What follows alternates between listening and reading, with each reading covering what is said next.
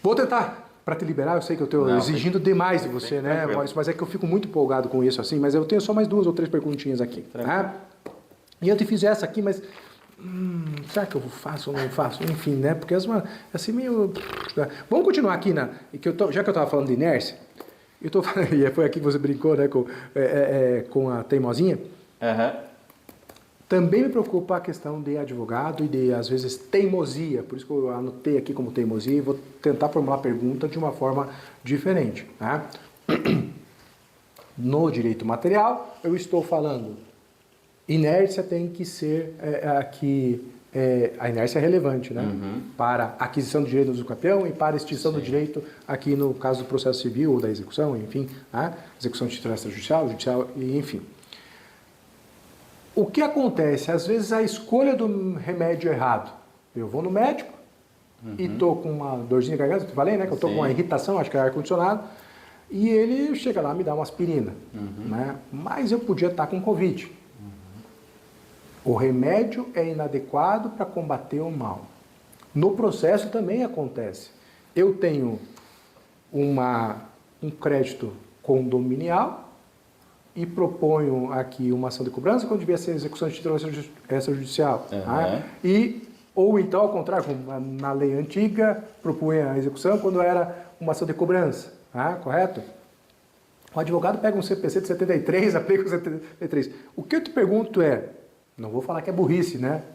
Porque senão, assim, eu vou ser processado por alguns, mas enfim, burrice ou teimosia, mas o juiz está lá, o advogado ajuiza a ação, ou o procedimento de execução errado, entra uma execução de título extrajudicial. Estou aqui alongando a pergunta e assim forçando muito a barra, mas para não fugir da prescrição intercorrente, tá? Porque na verdade a minha pergunta seria para a prescrição do direito material.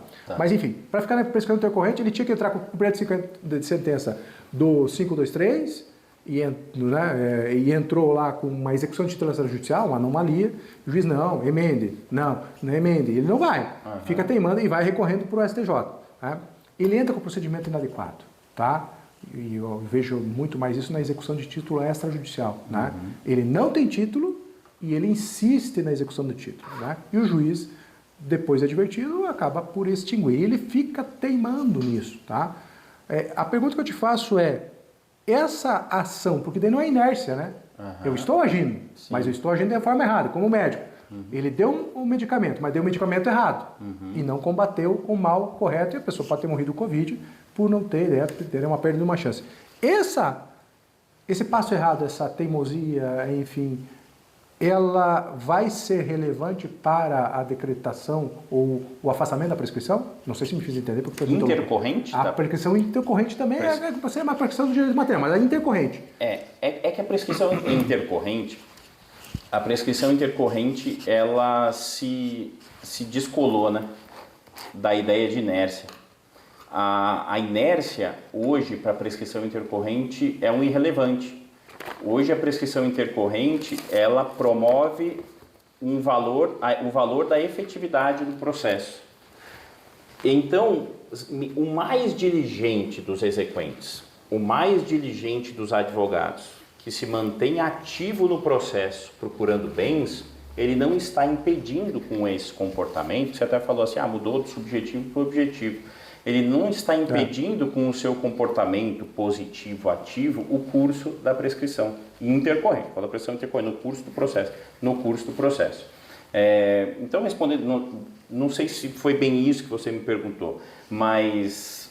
Mas já respondeu, eu respondi, não. A pergunta foi burra, eu sei. Não, sei que você está educado, não, mas... Não é a minha pergunta é para o direito material e não para intercorrente. Mas é que eu não duvido um advogado no cumprimento de sentença está com a execução de título extrajudicial, porque ele pegou a peça do ChatGPT e achou que o ChatGPT... Eu acho que a sua pergunta é a seguinte, não sei se é isso, veja só, se eu entrei com a ação errada, meu processo é extinto sem resolução de mérito. A extinção do meu processo sem resolução de mérito teve... o ajuizamento de uma ação. E esse tempo dentro dessa ação. Isso. Se ele teve o efeito... Assim, eu ajuizei uma... Vamos lá. Deixa eu tentar fazer um desenho aqui. Isso. Eu ajuizei uma ação errada. Remédio errado. eu ajuizei a ação A, enquanto a ação correta seria a ação B. O réu foi citado, teve despacho, causa interruptiva da prescrição. Parou. A prescrição não está mais correndo. O processo está em curso. Perfeito. Vem uma sentença do juiz dizendo a sua ação é inadequada. Inadequação, um dos elementos do interesse processual, uma vez que é inadequada a sua ação, extingue o processo sem resolução de mérito por falta de interesse processual. A extinção do processo, um processo que termina por uma decisão terminativa, uma sentença terminativa, que não resolve o mérito, ele prejudica aquele efeito interruptivo da prescrição que a citação teve, polêmica. Polêmica, né? Polêmica. Eu esperando a resposta e eu já estava aqui. Polêmica. Também não tem. Isso é coisa de advogado. Polêmica. Depende da coisa de advogado. Você é ator ou é réu? Você quer que eu me estigue de Você quer que mas a verdade é que existe um dissenso doutrinário. Há quem entenda que sim, teve o condão de interromper a prescrição, e você vai achar na doutrina quem entenda que não teve o condão de suspender a prescrição, mais ainda de manter, de interromper a prescrição e de manter paralisada a interrupção durante todo esse curso do processo. Porque eu entendo a sua dúvida assim, eu dei o despacho que determina a citação do réu. E interrompeu. Só que essa interrupção, ela se espraia no tempo. A interrupção permanece até que transite em julgado a sentença e o prazo volte a correr. Mas aqui era um processo errado. Será que eu posso dizer que essa interrupção permaneceu vigendo, mesmo sendo um processo sem pé nem cabeça? Então... Quer que eu te dê um exemplo, só para você entender o que eu falo? Não é caso meu, tá? Não é caso meu. Mas quer que eu te dê um exemplo para você ver como o direito é dinâmico, advogados bons conseguem, às vezes, criar teses e solucionar problemas de cliente. Imagina que eu chego para uma empresa seguradora, tá? Não, seguradora não. Ou uma empresa, ou uma pessoa física, que tenha o direito a exigir de uma seguradora, tá, a pretensão da cobrança de um determinado seguro, tá? Só que ela chegou para mim, chegou para mim com 11 meses, 28 dias e lá vai pedrar. Sim. Tá? Eu, conhecedor de que a prescrição é anua, tá? E que não dá tempo nem de formular uma inicial adequada, não dá tempo de eu saber se é uma ação de cobrança, se é uma ação disso, se é uma ação daquilo. Enfim, prazo é ano. Estou jogando aqui uma ação com um prazo muito curto. Tá? O cliente não tem nem documentação. Tá?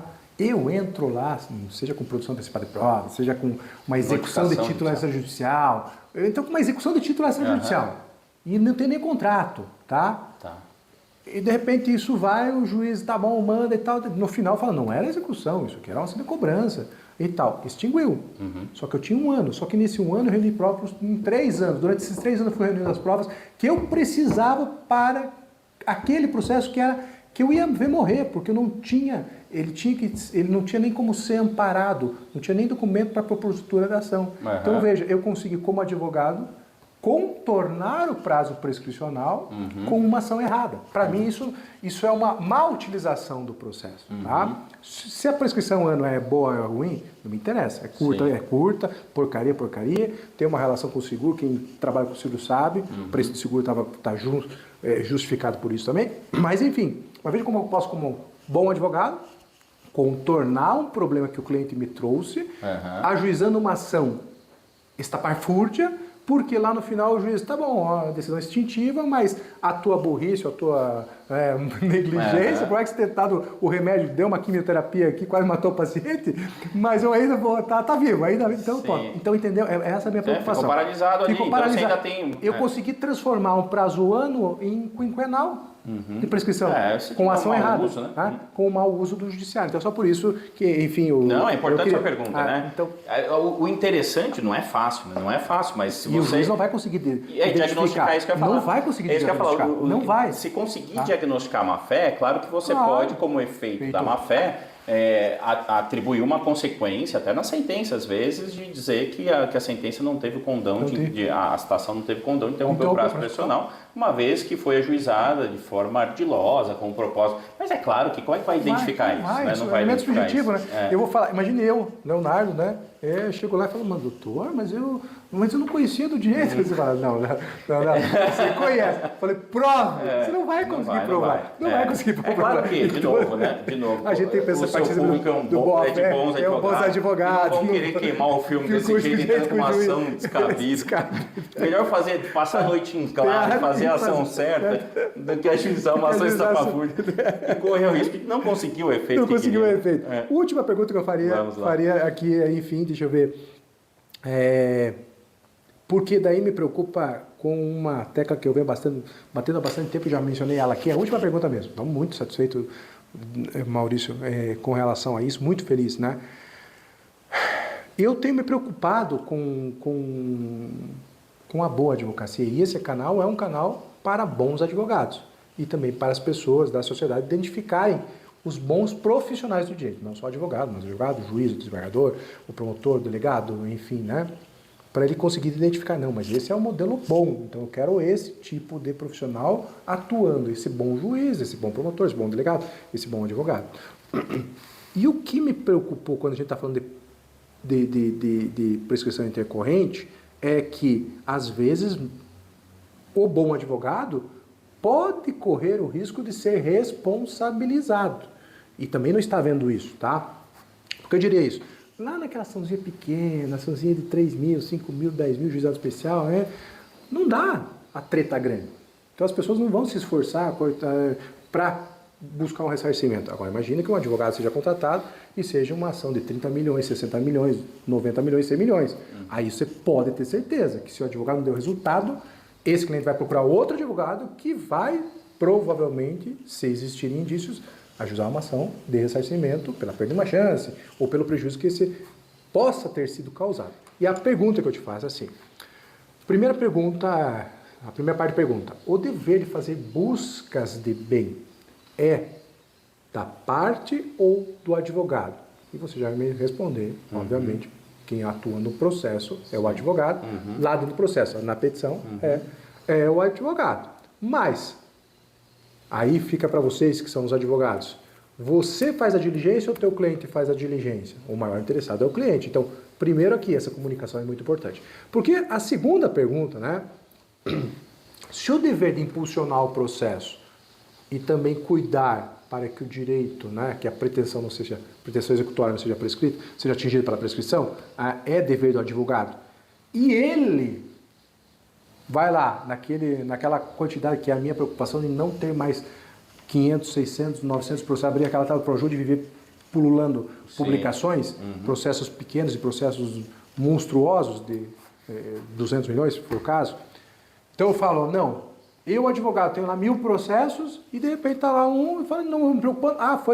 Foi o juiz mandou me intimar por penhora infrutífera, cismajude, nem me lembrei da regra do 921, não faço nada, 5 anos depois, vem lá um desarquivamento, né, um relatório da corregedoria, por que isso aqui está parado? Não, realmente, tinha que estar andando, tá pá. Intima o advogado para se manifestar, o advogado, não, vou fazer um pedido de diligência. O juiz, não, eu vou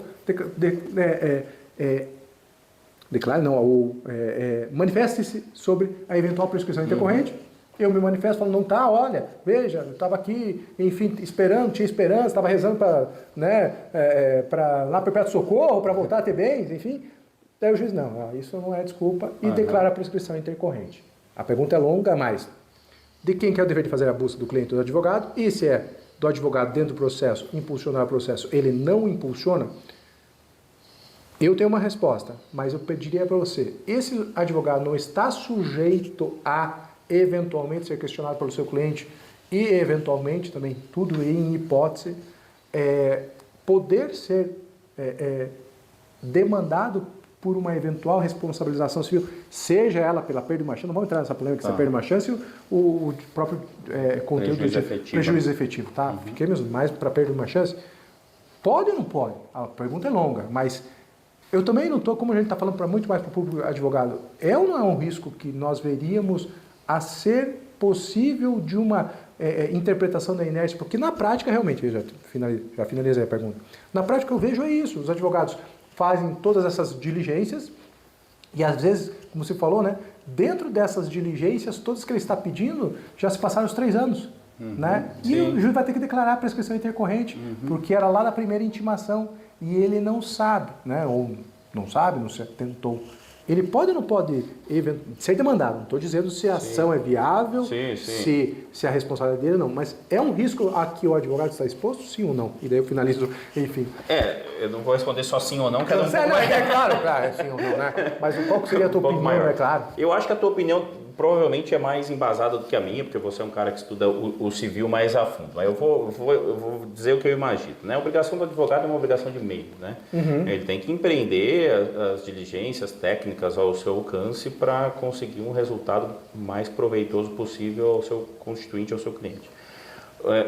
Se diagnosticar que o advogado manteve uma posição de inércia técnica no sentido de, cliente, eu fiz uma diligência aqui, não localizei bens, imagino, eu não sou advogado, eu imagino que exista esse canal de diálogo com o cliente numa execução para que ele auxilie na busca de bens. Algumas buscas são feitas dentro do processo e aí de repente o advogado nem precisaria ter um contato com o cliente, ficar consultando, mas existem buscas que são feitas fora do processo.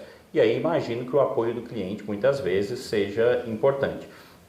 Eu acho que se houver claramente uma imperícia, um desleixo, né, um deixar de recorrer ao cliente quando isso é necessário, quando o cliente pode auxiliar, né?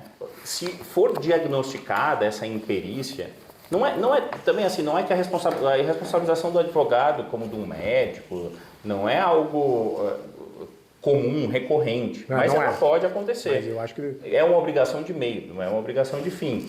Então o importante é que o advogado mantenha dentro dos limites técnicos uma atuação técnica, né? E contate seu cliente sempre que houver necessidade dele para apoiar um requerimento no processo judicial. Se ele, no seu exemplo, se ele foi descuidado em relação ao acompanhamento de prazos e deixou o processo perdido, veja, não foi um problema de não obter subsídios do cliente para fazer um requerimento, foi ele que não atentou para a importância de uma intimação e deixou de tomar providências, deixou de contatar o seu cliente, aí, em tese, claro, é possível que ele seja responsabilizado, não tenha dúvida, né? Houve um problema na atuação técnica dele. Diferente se ele não está sendo diligente no cuidado, só que o cliente não dá o suporte para que ele consiga fazer os peticionamentos que ele precisa no processo. Aí, claro que não. Ele é um mandatário, ele atua em nome dele. Em nome dele. Ele precisa do auxílio do cliente.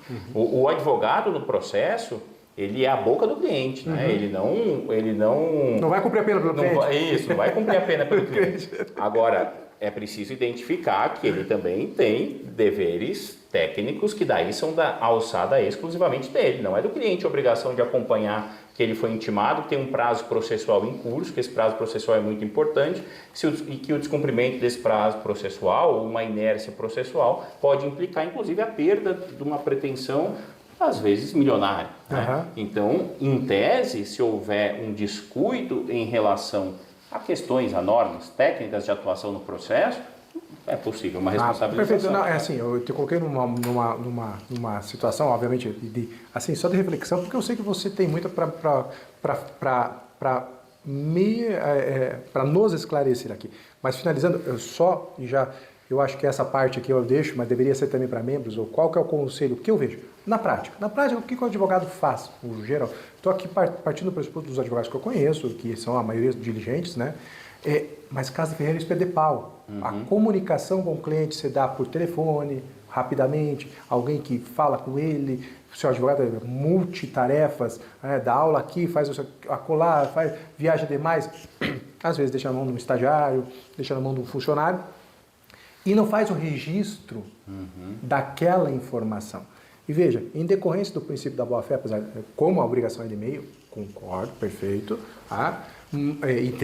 Tecnicamente bem lembrado, mas o advogado, obviamente, pelo princípio da boa-fé da cooperação, ele tem que fazer o quê? Ele tem que dar as informações de esclarecimentos técnicos, como você lembrou, para o cliente falando, você corre o risco de. Então, o que eu posso fazer? Dentro do processo, o que me autoriza o judiciário? Um Cisbajude, Renajude, Infojude. A partir desses JUDE, eu já consegui alguma coisa. Agora não tem, agora a diligência é sua. E o que eu aconselharia o advogado, principalmente o advogado novo, porque o mais velho vai estar mais, né, com a sua rotina própria? Passa e-mail, passa mensagem WhatsApp, passa sinal de fumaça, documenta. Por quê? Porque lá na frente, se alguém for ver que o processo... Porque o que acontece? Eu vejo, e a minha preocupação é, não estou aqui, daí não é crítica a juiz, é o juiz falar, a inércia da parte em fazer tal diligência ocasionou a extinção do processo. É uma frase que o juiz não está nem vendo a relevância daquilo, ele só está argumentando, digo isso no tribunal principalmente, né, para manter uma decisão do primeiro grau. Só que para quem vai ler, a parte vai falando, mas a inércia da parte... Inércia é não ação. E daí ele não vai lembrar, porque ele está perdendo, o cliente vai falar, não, mas não fui eu que não dei o e-mail para o advogado é que não me informou. Né? Porque até um componente psicológico aqui, de neurociência. Né? Ninguém quer reconhecer perda. A perda é sempre do outro. Aquela velha frase, a culpa é minha, eu atribuo a quem eu quiser. Correto? E geralmente o advogado ruim atribui ao juiz. Ladrão, corrupto, advogado ruim já vai para o juiz. Né? Ladrão, corrupto, preguiçoso, não estuda. Enfim, né? Mas enfim, só por isso, porque eu acho que daí sim ele pode ser, ele está sujeito a ser demandado pela falta de informação, se ele não passou informação, ou se passou informação e não consegue comprovar, não pode comprovar, não está nos autos, e vai ser demandado, ou pode ser demandado pela perda de uma chance e também pela falta de informação clara, adequada e precisa, apesar de que não se aplica, o CDC, o lobby, né, o STJ falando que não se aplica para advogado, para mim deveria se aplicar, enfim, mas tá bom, mas é só isso, para isso eu acho que ele está sujeito por essas condições, e para isso alertar os bons advogados para que mantenham uma comunicação clara, documentada, sempre alertando ao cliente do risco que ele corre de não receber. Porque às vezes você não tem... O advogado deve estar preocupado mais com a sua sucumbência, com o seu honorário contratual, mas se não tiver, principalmente, o primeiro é preocupar com o cliente. Então, por isso a preocupação. E porque vocês têm, né, e alguns vão ter clientes esclarecidos e clientes não esclarecidos. Claro. Então, a dona Mariazinha, que às vezes não consegue entender o que aconteceu no processo, talvez não dê problema, né? Mas a empresa que tem, às vezes, o departamento jurídico e contratou vocês para algum apoio, essas vão entender perfeitamente o que aconteceu no processo e vão buscar uma resposta. Claro. Né? E eu falo aqui, só para finalizar, só para passar minha experiência como advogado. Maurício, isso você não sabe, mas nós aqui, veja, existem muitos advogados e o dinheiro é um fator que nubla a visão dos advogados, né? De alguns advogados, maus advogados. Então ele, para pegar o teu cliente, ele está esperando uma oportunidade de minar a credibilidade e a confiança. Então ele fala, o Leonardo foi... Tá aqui, inércia. Você perdeu essa ação porque o Leonardo foi inerte. Não interessa o que eu fiz em 20 anos para o seu cliente. O que interessa é que o cliente perdeu uma ação grande e ele vai falar, daí esse advogado começa a falar para o cliente envenenar o cliente. E nessa condição eu não estou sendo ouvido, estou numa posição de inferioridade, enfim, se o advogado não tiver princípios, acontece isso. Eu não posso nem reclamar depois dele uma vez, porque eu não vou nem conseguir comprovar, só vou perder o cliente. Então essa é a minha preocupação, é para que você não sofra estes riscos. Senhor Maurício Doutor, eu estou vendo aqui, acho que já estamos com 1 hora. Nossa Senhora, cara, eu não podia exigir tanto de você. Não se preocupe, meu Deus, prazer, 1h47, vai estar 1h40, porque uns 2 minutinhos, 3 minutinhos antes eu comecei o backup da gravação. O que nós precisamos falar mais alguma coisa de prescrição intercorrente? Para mim está tudo falado, tá? Não, eu acho que já deu para nós passarmos a mensagem. Senhor Maurício, eu mais uma vez, eu fico sem palavras, é porque assim, para quem gosta do estudo do direito, para quem se dedica ao direito, para quem quer ver um poder judiciário cada vez mais cada vez mais preparado, tecnicamente preparado. Eu vejo aqui, não vou te falar nem da tua conduta como cidadão, Maurício Doutor, né? Que é mais um componente ainda mais sensacional, mas a conduta do profissional do direito, você é estudioso, você é detalhista, você é preocupado, está fazendo doutorado para melhorar a tua atividade jurisdicional, você está preocupado com a sociedade, então continue, que Deus te abençoe para que você continue assim, né? Porque você está fazendo bem, e você aqui hoje fazendo bem para um amigo, né? Eu não vou falar amigo, senão o povo vai achar que você vai julgar favorável a mim, enfim, né? Mas para aqui um profissional do direito também, um professor tal como você, com muito menos qualidade que a sua, né? Mas você está disseminando esse conhecimento e eu agradeço mais uma vez de coração mesmo, e eu só posso realmente, eu cada vez mais tenho aqui tentado reafirmar meus princípios cristãos, desejar que Deus continue te abençoando, para que colocar, sabe, todo dia, te dá energia, te dá saúde, te dá paciência, para processos ruins, para também condições de trabalho ruins, para que você continue nessa jornada, porque, olha, eu fiquei arrepiado, aquele momento que eu parei mesmo, porque eu estava arrepiado de prazer de estar conversando com uma pessoa tão qualificada, tão gabaritada. Então eu fico muito feliz que você tenha vindo mais uma vez aqui. Desculpa, tem um pãozinho de queijo ali, tem também, enfim, né? Vocês não pegaram o bastidor aqui, mas tem até pãozinho de queijo. Tudo, a professora Catinha fez lá tudo, né? E, assim, eu acabei, nem água tem mais para ele. Então, assim, eu consigo ser tão insensível que eu vou falando e vou esquecer da água, do chá, do café, mas hoje vai ter, e eu só tenho a agradecer. Maurício, só tenho a agradecer. Não vou mandar, enfim, você dá redes sociais, porque daí atrapalha, o juiz não precisa, né, disso, mas sucesso no doutorado, né, vou ficar aqui acompanhando, quero ver, e daí provavelmente antes de você finalizar, nós vamos conversar ou de outros assuntos, mas sucesso também na carreira profissional, sucesso na vida, né, e muito obrigado por ter mais uma vez vindo, né, obrigado pela paciência. Que isso, imagina, professor Leonardo, eu também admiro muito, é sempre um prazer, eu admiro muito quem se propõe, né, a projetos como esse seu de disseminação do conhecimento. Para nós, assim, não é sacrifício nenhum, nós estamos aqui dialogando sobre algo que para a gente é muito prazeroso, a gente gosta de conversar sobre direito, a nossa vida, a nossa rotina, né? Mas não é fácil, eu sei que para você colocar tudo isso à disposição num canal do YouTube, nas redes sociais, vocês não estão vendo aqui, gente, mas existe uma preparação, existe um investimento, existe um aparato, isso não cai do céu. Então, essa sua disposição de proporcionar um espaço de disseminação do conhecimento é extremamente louvável. E, como eu disse no começo e repito agora, eu estou sempre à disposição para voltar, para a gente conversar, porque para mim da mesma forma que você manifestou, para mim é um momento de aprendizado, de troca de ideias, e isso nos enriquece. E tomara que enriqueça também quem ouve a nossa conversa. Vai enriquecer. Senhoras e senhores, olha, mais um papo sensacional, eu sempre falo, a expressão para mim é essa, sensacional. Se você gosta, bota ali, não é coraçãozinho, né? É só aquela mãozinha, aquele joinha. Bota o joinha. Se você puder, se inscreve no canal, porque aumenta o alcance. Além disso, também, se você quiser colocar só um comentário, adorei, muito legal, excelente, odiei o Leonardo, pode colocar odiei, o hater também, porque assim o que eu quero com isso além de você fazer essa demonstração pública e eu mandar depois um print, professor Maurício, olha que bacana, né? Também o algoritmo fica mandando para mais pessoas, tá? Então, que algoritmo, nós vivemos na era dos algoritmos, então isso aqui, o YouTube depende disso, depende de conteúdo, o conteúdo está sendo... Se você comenta, se você compartilha, o algoritmo vai falar, nossa, isso aqui é relevante.